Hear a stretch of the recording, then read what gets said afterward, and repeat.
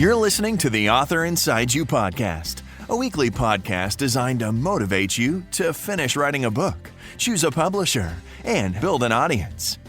Keep listening if you're looking to get propelled into the next chapter of your life. And now, it's the Author Inside You podcast. Hello, and welcome to the Author Inside You podcast. I'm Matt Rafferty. And I'm Leah Rafferty. Joining us today is Shawn Singleton II, author of Brick by Brick, Reshaping Your Thinking. Shawn is a certified personal trainer and cognitive behavioral life and business coach, plus the founder and president of Reshape Your Thinking. Welcome, Shawn. Thanks for joining us today. Yeah, Matt, Leah, thank you guys for having me. I'm excited to talk about and inspire other authors today. Thank you for being here. So, Shawn, what was the moment when you decided to write your book? I think it was a moment for me when I was about 18 or 19. I heard a lot of speakers and I heard a lot of people giving others information, but they weren't really producing it in a way that was, engaging. I guess it was they would write a book and it would be this large, cumbersome thing. I'm like, it doesn't require all of that. People need constant, they need these quick nuggets they can apply in action items, right? Like kind of like a workbook. And reading is for entertaining if you write like fiction, but nonfiction, when you get into the inspirational books, motivational, how-to, self-help, they have to be really direct and really straightforward and get to the point so they can start applying principles to their life. And so I figured to take on the challenge to try to produce content that would allow my readers to be able to have that experience when they're reading my book. And it was intentionally written, less than 80 pages, but it was content. It's like, it was so key. So that's why it took me so long to write it. And I'm really glad that I did. Was there a motivational speaker that you looked up to? I would say I listened to several of them, but the one who influenced me the most because of my athletic career was probably Eric Thomas. And then it slowly transitioned to Inky Johnson and then Les Brown. And then, Tony Robbins, he slipped his way in there. So all the kind of the mainstream guys I was just listening to. Then the Gary Vee started popping up. And that's where I was like, all right, I got to write something different now because now they're just saying whatever. So Right. Gary Vee is a little bit different. So what was your writing process like? Yeah, it was patience, right? I mean, the most important thing to remember, especially with the writing process, is patience. You're not going to sit down and write your entire book in one day. And people who do that will tell you it was probably the worst book they ever wrote, but they just wanted to get the book out and they got what they wanted out of it. Well, those are usually more high profile people. If you're just an average everyday person, it's going to take you time to develop content in a book format and learn how to really orchestrate your voice and really create that illustration and tell a story that's interesting, but also it's engaging and can sell to other people. So that way your point's getting, clear and it's not this long-winded message. So my process was just that, just patience. I just took a night, one night, every night I just went downstairs and took 30, 45 minutes, maybe an hour and wrote a page. All right, I stopped and then came back the next time, read the whole book up to that point, wrote another page and I stopped. And it's this constant, repetition and patience through the process, knowing that at the end of the day, I want to be proud of this book and not have to go back and change another version. I wanted to make sure it was right as well as it could be with the skills that I had at that time. Oh, that's really interesting that you would reread everything that you've written up to that point and then begin writing from there. So you've read your book a lot of times. Yeah. My wife listened to the bulk of it. No, but it is nice to know that you in your mind, your subject, but it's nice that you read it. And I would have to think by reading it and what you have in your mind are two different things. Mm-hmm. Yes. Yeah. All the time when you speak something, and as a speaker, primarily now that I've stepped into the speaking space and started speaking more, it's really a translation where you write something is not necessarily how you would say it, and how you say it was not necessarily how you would write something, because the context, you don't have that facial expression. You don't have the influx of your voice and all the things like that you have to really play around with to tell a story when you're speaking than you do when you're writing. So you really have to differentiate and separate the two. But I've gotten better now to where now pretty much how I speak is how I write. Oh, interesting. A little bit more engaging, right? You just change words and sentences and structure, and it's like, okay, I get your point. You could have said this. I'm like, yeah. Well, Shawn, I put together videos a lot, commercials and documentaries and stories, and I do find it interesting that when you put something together and you watch it right away, you don't get the same feeling of it as you do if you put something together and then go back and read it a week later or a month later or 2 months later. It's like a completely different baby that you're working on. I'm sure you felt that when you were writing your book too, that when you go back, you can say, oh, I can say that better on page 2 and I can rewrite that. Yeah, absolutely. Because it's the art of proofreading. And I know that they teach it in schools, and I'm glad that they do, because I know a lot of students and a lot of people, I think nowadays, get frustrated with the whole process of having to review their work and go back. But I'm glad that they teach it, because when you're writing a book, and the success that I've had in my book is because I went back and proofread it. I mean, every reviewer that I've had was like, this is professionally written. I'm like, nope. I edited it myself because I just, I just went back and reread something. It's like, nope, there's a comma missing. I mean, you just make small mistakes in that moment because your mindset's focused on that one idea, which is why I wrote it page by page. So you really have that content flow. And it's like, okay, I see your transitions are clean because you have a new idea today. You have a new way you would like to say this. And obviously, ultimately, you can't do it, every single page when you write the book. Otherwise, you will never get it done. But if you do it enough and creatively and you find your flow, you're like, okay, I only need 4 or 5 pages back. Okay, now I need to only read 20 pages back. Now I can read 2 pages back today. So it just really depends. But that proofreading step matters tremendously as far as how the content's brought together. Well, Shawn, besides your wife, did you have other people beta read your book? No. So I actually wrote this over a period of 6 years. So I've had several just opportunities to speak to others about the book and tell them what I wanted to write. And, it went through about 6 or 7 variations just of the book itself. Like I've written, probably 600 pages of this book before I finally scrapped it all, deleted it all, and then started over. I did that 6 or 7 times. Wow. And you're probably like, wow, like you were really dedicated. Like you only came up with 70 pages. Like, yeah. That's why I say it was so intentional, because when I went back and read all the other variations that I had, I said, wow, I really put this into a great read, and the flow and the structure and all the, reviews that I've gotten and feedback I've gotten from listeners and my audiences when they have the book and they're reading it, they're like, this is very well put together, because you don't give me, like, I'm not searching your book looking for what is your point. Like you're straight, you're just like, this is the point, move on. You're like, oh crap, like, is there more? That's what I really want, that engaging. So you come back to, come get a webinar, check out the course, check out my podcast, right? Look at more of the content that we have, because the book is just the starting point. And that's why I give it away whenever I go speak to my audiences, because I think they need that. Once they hear me say it, then they read it, then they're like, all right, I want to start applying this. Now I need the other resources and tools to help me get there. So you're building your brand. Exactly. Yep. Building my brand, but not giving you, some feeler like lead generator. Like, no, if you took the book and just never did anything else, your life would be perfectly fine. Excellent. Well, after you were finished writing, how did you go about publishing the book? Yeah. So I actually researched a lot of publishers, and as a self-published author, you genuinely, I've seen both sides. Like I have actually, I'm writing another book now. So I've talked to a publishing company and seen the other side. And I'm like, okay, I'm glad I self-published, but then there's other things in it where you're like, okay, I wish I would have published. Yeah. Like the cover design and the formatting and the editing and those sort of things were really a pain, that I'm glad that I did have a publisher who kind of hybrid published with me. And I just researched them and found them. And I ended up publishing with Gatekeeper Press. And they were at a decent price point at the time. Now that all the supplies and materials have kind of gone up, it is difficult to find a publisher, as far as to keep the costs low. But it just takes a little bit of research. You got to know what your objective is, what your goal is, and don't get too caught up in the hype or in the I need the big marketing campaign, I need X, Y, and Z, because they can get really pricey. And for a first-time author or someone just writing a book, you're not going to understand what you really, don't go there yet unless you took the time like I did to prepare your book and know that, okay, it's content you're confident about and you can build a brand or message around. Because really, all I was going to do was just write a book. Like this was a one-hitter quitter, and it turned into a company that I have Oh, wow. to help others. So yeah, I didn't even try to grow what I have now. Honestly, I'm not going to lie to you. I just wanted to write a book because I was like, people need to hear this. And then it turned into what we have today.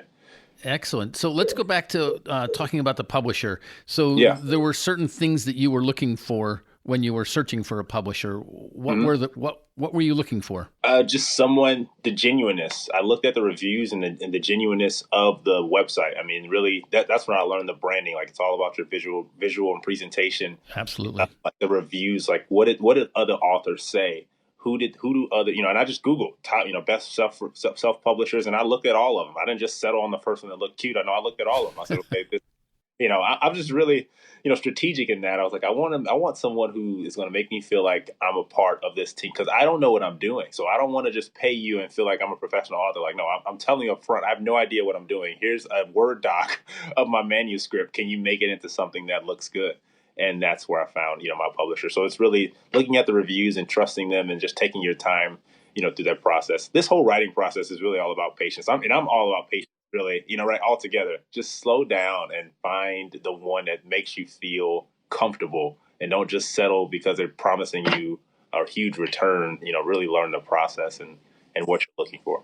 Well, I think that's very good advice for everyone to hear. Patience, like you said, because I think sometimes, all right, we have an idea, we got to get it down. If I don't do it now, it won't happen. And I like your thought process of patience.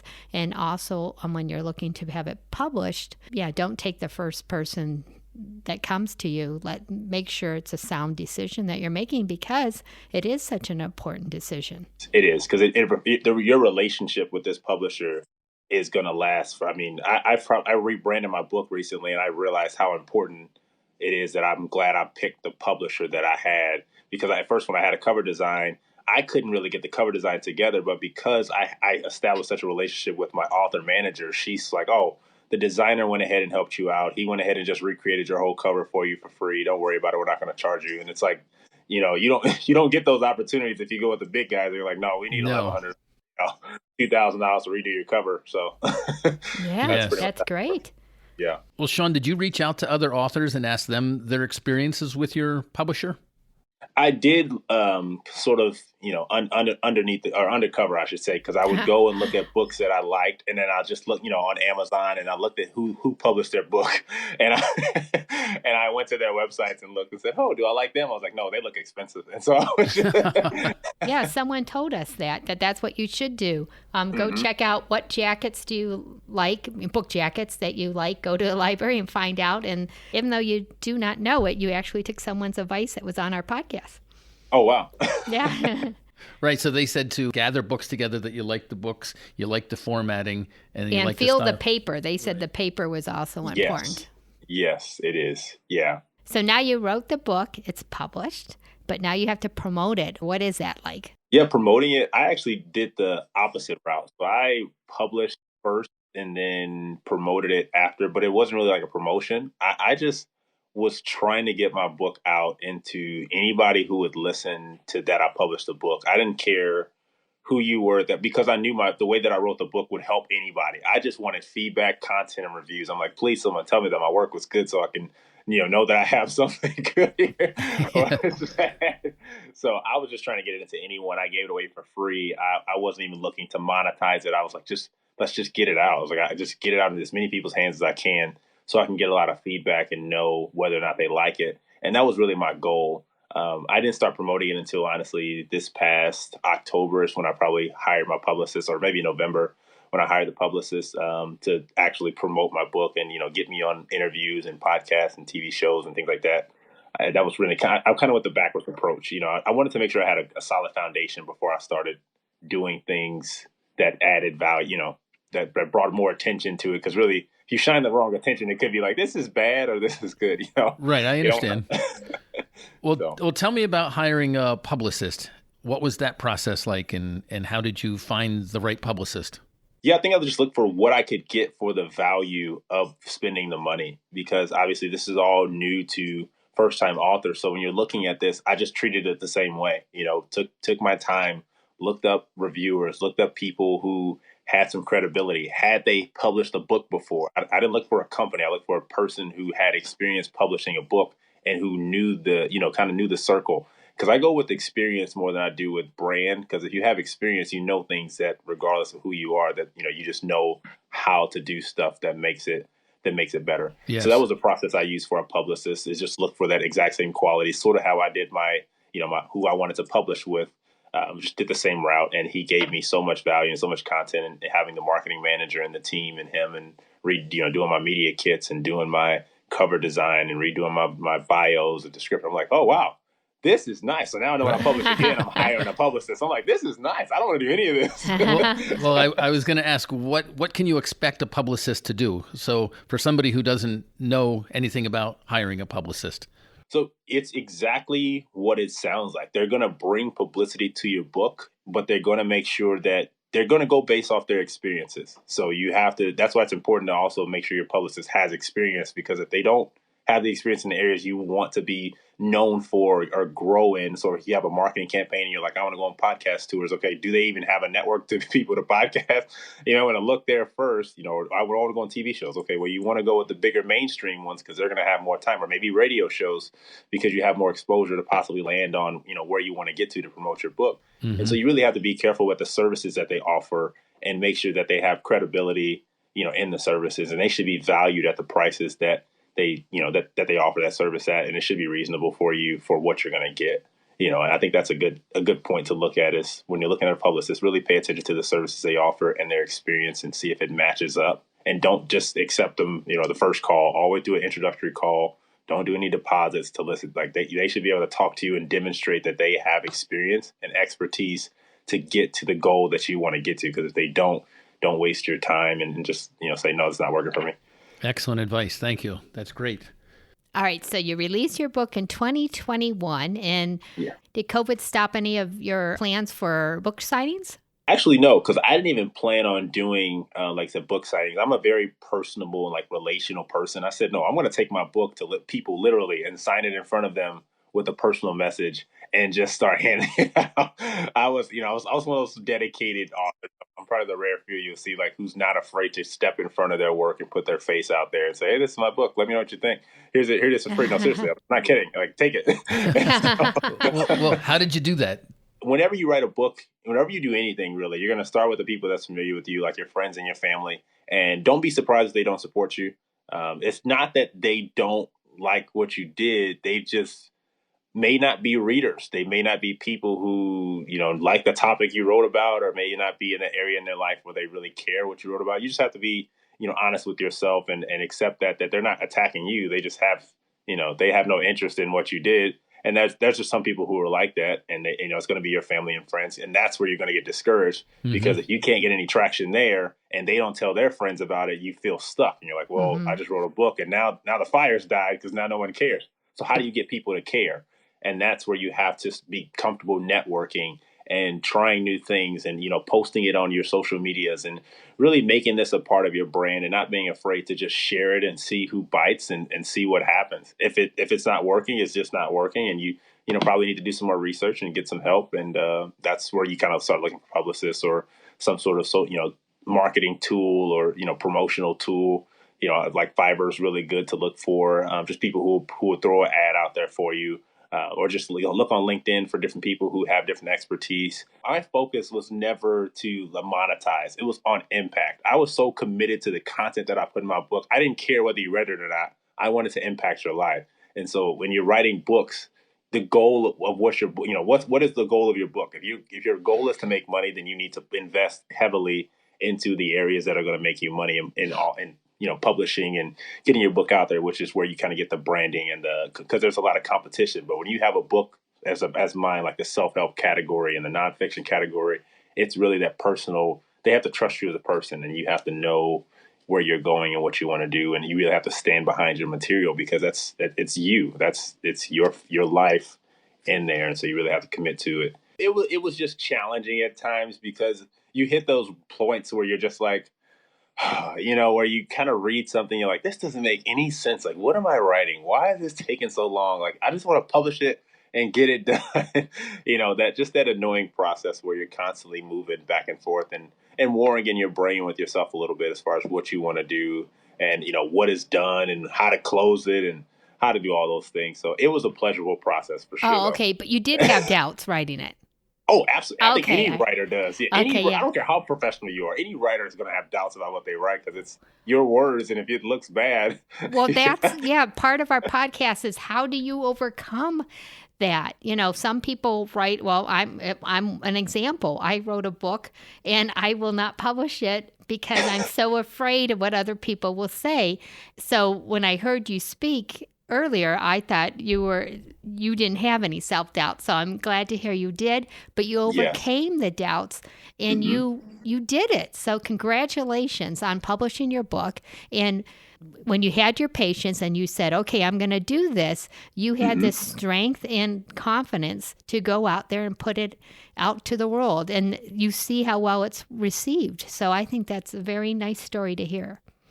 Yes. Yeah. Writing the book is always the hardest part, I think, because a lot of people want to skip to the publishing and the promotional parts, and they see that after, but they don't see the, in the middle. But if you have that self-doubt, really, it's just understanding and committing to and knowing that it's you.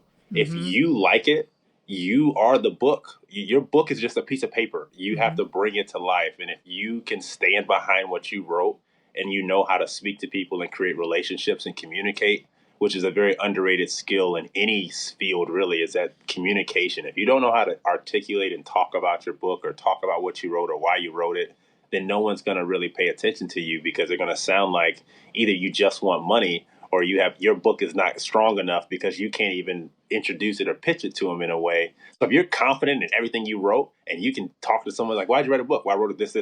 What's it about? In 2 sentences, you should be able to explain what your book's about. And it should captivate them either right away or let them walk away because it's not, they're not interested in it. But that's really where the confidence comes in at. If you know what's inside of it and you know what you wrote and why you wrote it and you're confident articulating that, you don't have self-doubt because it's really, you're not going to reject yourself. And if you really trust that you know what you're doing and you know what you did, then you can overcome it because like I said, what's inside of it and how to communicate it to someone else and how to articulate why they should buy this and why they should invest in it. Well, that was wonderful. Obviously, you're a motivational speaker. Right. And also what's nice is that you also sound extremely personable, which I think also would help sell your book. Yes. Yep. So it seems like you don't have a problem going up to a stranger and talking to them. No, not at all. That was a great no. Yeah, not at all. Are you kidding me? I love it. I love helping people get better. And so I think really that's part of it. If you write something that you're not comfortable sharing because you don't feel like it's a part of who you are, you kind of developed it, it's going to be hard to market it because it's not even who you are. So you're doing something that has nothing to do with what you do on a day to day. And it's going to be challenging to really get out there. Even most fiction books, I found most authors say, I had a connection to this story or this event. Like they connect to it. So they personally have either been through it or heard it or seen it. There's not really a lot of stories that are pulled out of thin air and go really well. There's usually some element of truth to it. And every author is guilty of inserting themselves into their book in some way. So if you can do that, you'll really connect to it and be just as confident as I am, whether you're a speaker or not. You'll be like, oh, hey, yeah, here's this cool story about X, Y, and Z. And you'll be talking about yourself because of a real experience. And maybe you fabricate it a little bit. If it's fiction, you feel free. Or maybe even nonfiction, you just added a little bit of extra, okay. But just whatever works for you to make you connect to the book. That's really where the confidence comes as well. Well, Shawn, when we were researching about you, we saw that you won the Brains Crea Global Award. Can you tell us about that? Yeah. That's probably one of my proudest accomplishments because I wasn't even trying to get that. That was pretty cool.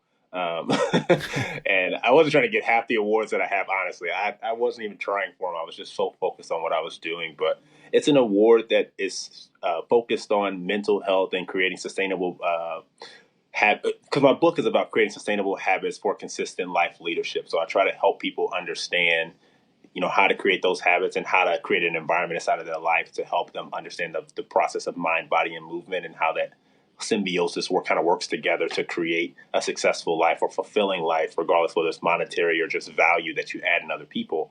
And so that award was focused for companies that targeted that, people who became experts in trying to help people understand mental health and development and things like that. So that was a really proud award for me to just win and be recognized for because I put a lot of work into the content and the company that I built on that principle. That's very wonderful. nice. Yeah, that's great. And your company was built as a result of writing this book. Yeah, believe it or not. Yeah. Yep. It came from this book. I still have the name Reshape Your Thinking. I go by the brand Shawn the Speaker now. So ShawnTheSpeaker.com, for these podcasts.com. Like that's kind of the things that I've kind of shifted it to, but I still keep the original name because that's the bread and butter. That's that's the company that started it all. And I want to hang on to it as much as I can. Well, now, if the person who's listening is interested in reaching out and getting in touch with you, what's the best place to contact you? Yeah, you can definitely contact me on my website, ShawnTheSpeaker.com. Probably the best place. I have a contact form right there at the bottom. You can let me know. I've had people reach out to me through that link and ask me about their book and help them publish or what they did, or as a speaker, or hey, can I publish your book for free? We want to promote you here. Or, if you want to get in touch with me, that's definitely the best place to do it is through the website, because I check my emails every day on a regular, and I'm really quick to get back to people who inquire. But if you also want to just listen to me, or you want to get even deeper connected into just what we do as a company, fortheyouthpodcast.com is kind of our For the Youth Inc. mind, body, movement company, where we focus on developing those life principles and helping you get a plan established. I have an international master trainer who, has been all over the country, and we combined our skill sets to really create this plan that's specific for you to help you understand the priority in your life and how to prioritize the focuses that will help you achieve whatever you're trying to achieve, not necessarily faster, but just more efficient and consistently, so that way you're not going on this up and down roller coaster of where do I go next or why am I doing this, right? You just figure out who you are so you can determine what you want to do. So that's if you want to reach me, those are the best two places to do that. Excellent. So we'll put the links to those in our show notes. So, if you're listening on a phone, you can swipe up or swipe down and you'll be able to find those links. That's great. Before we wrap up here, we like to ask what's your best advice to give to somebody who's writing a book but hasn't quite finished it yet? Yeah, my best advice is go back and reread the whole thing.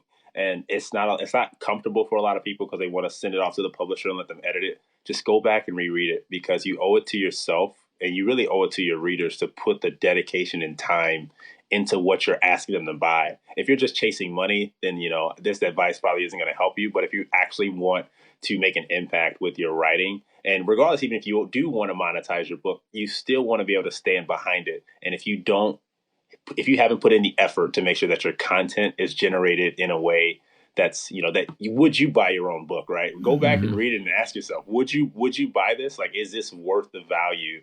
And that's really the ultimate question you have to ask yourself as you're writing. And then if you decide you're like, I'm ready to publish, keep going, right? And for those of you who are thinking about, I'm just going to write a book, keep writing. Keep writing. Just go back and reread the last couple of pages and then write another page. Yeah, just write another one and then close it out. I'm just a big fan. Like, I love reading and I love books, and I think you really have to have a passion for it to be an author. So I always like to leave people with a little bit of extra nuggets on the end and see what extra value can I add for free in here that they can benefit from, just because I love when my readers support me, and I really want to support them with that extra effort. So if you want to be successful as an author, keep the reader in mind, especially nowadays. We're shifting to this generation where they want to see people who are giving and forthcoming and transparent. So the more you can do that in your writing, the more successful you're going to be. It sounds like Author Inside You podcast, and you are on the same mode. We want to help people and motivate people. So I like that we're all thinking the same way. So congratulations on everything you have accomplished. It's fun. We always talk about if you do one thing, it opens up doors that you didn't know would be there. And it sounds like that's certainly happened in your life. So it's fun. It was very fun and exciting to hear about your story. Yes. Yeah, Leah. Thank you, Matt. Thank you, guys. It was fun to be here. And hopefully you guys as listeners are inspired by my story and go create your own. I'm really excited to see what comes out of this. We want to thank you for taking the time to listen to the Author Inside You podcast. We really appreciate our listeners. And if you have a friend who is thinking about writing a book, we'd really appreciate it if you could share this episode with them. And until next time, right on. Thank you for listening to the Author Inside You podcast with your host, Leah and Matt Rafferty.